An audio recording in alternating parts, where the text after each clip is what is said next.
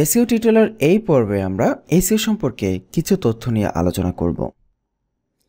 গত পর্বে আমরা এসইও করার 4টি স্টেপ সম্পর্কে দেখেছি, যে 4টি স্টেপ সম্পন্ন করে আমরা পুরো এসইও প্রজেক্ট কমপ্লিট করতে পারি।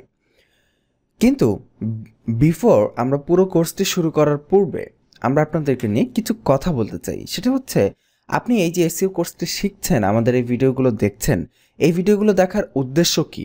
হতে পারে আপনার অলরেডি কোনো উদ্দেশ্য আছে, বা এমনও হতে পারে আপনার কোনো উদ্দেশ্য নাই, আপনি শুধু অনলাইন আর্নিংকে টার্গেট করে এসইও শিখছেন। পরবর্তীতে আপনি ঠিক করবেন আসলে কোন কাজটি করবেন। তো এই এসইও কোর্সটি শেখার বিভিন্ন ধরনের উদ্দেশ্য হতে পারে, এবং আপনার উদ্দেশ্যর প্রেক্ষিতে কিভাবে আমাদের এই এসইও কোর্সটি আপনাকে হেল্প করতে পারে সেগুলো নিয়েই আমরা এই পর্বে ডিসকাশন করব। ফার্স্ট অফ অল, আপনি ক্লায়েন্টের জব করার জন্য এসইও শিখতে পারেন। সেটা হতে পারে আপনি ফ্রিল্যান্সিং করবেন, ফ্রিল্যান্সিংয়ের জন্য এসইও শিখতে পারেন। তো ফ্রিল্যান্সিং মানে হচ্ছে ক্লায়েন্টের জব, এক কথায় ক্লায়েন্টের জব করার জন্য যখন আপনি এসইও শিখবেন, এই টিউটোরিয়ালটি আপনাকে অবশ্যই হেল্প করবে। এবং এই যে আমরা টিউটোরিয়ালে এসইওর একদম শুরু থেকে শেষ পর্যন্ত 4টা যে step, keyword selection, content creation, on page optimisation, off page optimisation, এই স্টেপগুলো আপনি যখন ভালোভাবে আয়ত্ত করবেন, তখন ক্লায়েন্ট আপনাকে যে কাজ দিবে ওই কাজটা কত নম্বর স্টেপে পড়েছে। ধরে নিলাম ক্লায়েন্ট আপনাকে অফ পেজ অপটিমাইজেশন, মানে অনলাইনে সবচেয়ে বেশি কাজ পাওয়া যায় অফ পেজ অপটিমাইজেশন বা লিঙ্ক বিল্ডিংয়ের, যখন আপনাকে ওই কাজটা দেবে আপনি সেই কাজটা করবেন এবং তার পাশাপাশি চেক করে দেখবেন তার আগের যে কাজগুলো তার ওয়েবসাইটে ঠিক আছে কিনা। যদি আগের কাজগুলো ঠিক থাকে তাহলে ক্লায়েন্ট ওকে ফাইন, আর কিছু করতে হবে না। আর যদি আগের কাজগুলো ঠিক না থাকে, ক্লায়েন্টকে বলবেন যে আগের ওগুলো ঠিক করতে, তাহলে তার সাইটের জন্য বেটার হবে। এইটা একটা রিজন হতে পারে। আরেকটা রিজন হতে পারে, আপনার কোনো অলরেডি ব্যবসা আছে, আপনি সেইটার জন্য ওয়েবসাইট করেছেন, সেইটার এখন এসইও করতে চাচ্ছেন। ধরে নিলাম আপনার কোনো দোকান আছে বা আপনার কোনো শপ আছে বা ই কমার্স সাইট আছে, সেই ই কমার্স সাইটের এসইও করতে চাচ্ছেন। সেইটার জন্য আমাদের এই যে প্রসেস 4টি ধাপ, এই ধাপগুলো আপনাকে কন্টিনিউয়াসলি একটার পর একটা শেষ করে বারবার রাউন্ডের মতো করে সারা জীবন কন্টিনিউয়াসলি করে যেতেই হবে বিভিন্ন প্রোডাক্টের জন্য। এরপরে যেটা রয়েছে কর্পোরেট ওয়েবসাইট। হতে পারে আপনি বাংলাদেশে কোনো কাজ করতেছেন কোনো কর্পোরেট ক্লায়েন্টের, যেমন ধরেন কোনো বাংলাদেশি কোনো বড় একটা প্রতিষ্ঠান, হয়তো প্রাণ আরএফএল গ্রুপ বা ক্রাউন সিমেন্ট বা যে কোনো একটা বড় প্রতিষ্ঠানের ওয়েবসাইট আছে, বা আপনার নিকটস্থ কোনো স্কুল কলেজ ছোটোখাটো কোনো প্রতিষ্ঠানের কর্পোরেট ওয়েবসাইট, সেই ওয়েবসাইটের এসইও করার দায়িত্ব আপনাকে দেওয়া হয়েছে, সেইটার এসইও করতে হবে। তো সেইটার এসইও আপনি 4টা স্টেপে করে দেবেন। প্রথমে কিওয়ার্ড সিলেক্ট করতে হবে, তাদের কর্পোরেট, তাদের যেই কোম্পানি যেই রিলেটেড যেই টপিকের উপরে, সেই টপিকের উপর কিওয়ার্ড খুঁজে বের করে কন্টেন্ট ক্রিয়েট করতে হবে, তাদের ওয়েবসাইটে পোস্ট করতে হবে। সেই কন্টেন্টগুলোকে অপটিমাইজেশন করে সেগুলো লিঙ্ক বিল্ড আপ করার মাধ্যমে পুরো ওয়েবসাইটের র্যাঙ্কিং সামনের দিকে আসতে থাকবে।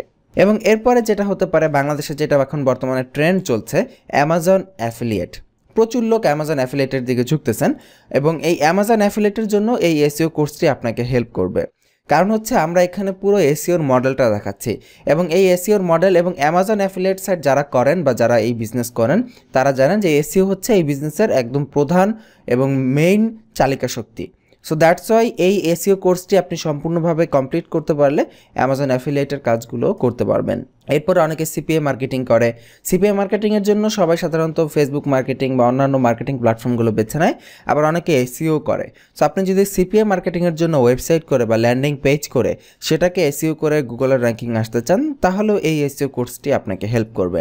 এছাড়াও অন্যান্য অনেক কারণ থাকতে পারে। হতে পারে আপনি নর্মালি কোনো অ্যাফিলিয়েট সাইট করছেন বা নর্মালি কোনো ওয়েবসাইট করছেন, অথবা আপনি একটা পার্সোনাল ব্লগিং করছেন আপনার নিজের জন্য, সেখানে বিভিন্ন ব্লগ লিখবেন, সেই ব্লগের এসইও করতে চাচ্ছেন। আপনার ইন্টেনশন যেটাই হোক না কেন কাজ শেখার, সবগুলো ইন্টেনশনের জন্যই আমাদের এই এসইও কোর্সটি আপনাকে হেল্প করবে। আপনাকে শুধুমাত্র একটু ভেবে নিতে হবে যে আপনি কোন কাজটা করতেছেন। আমরা এই পুরো এসইও কোর্সটা এমনভাবে দেখাবো যে যাতে করে আপনি যখনই কোনো কাজ করবেন আপনি একটু ভেবে নেবেন যে ওই কাজটা আমার পজিশনে থাকলে কীরকম হতো। যেমন এই এসইও কোর্সে আমরা আপনাকে কাজটা করে দিব, প্র্যাকটিক্যালি দেখিয়ে দিব। যখন আপনি আপনার নিজের কাজ করবেন তখন আপনাকে এটা ভেবে বুঝে নিতে হবে যে আমি আমার সিচুয়েশনে এই কাজটা আমার জন্য কীরকম হবে। আমরা এখানে আমাদের জন্য দেখাচ্ছি, আপনি যখন নিজে কাজ করবেন তখন সেটা আপনার সিচুয়েশনে কীরকম হবে।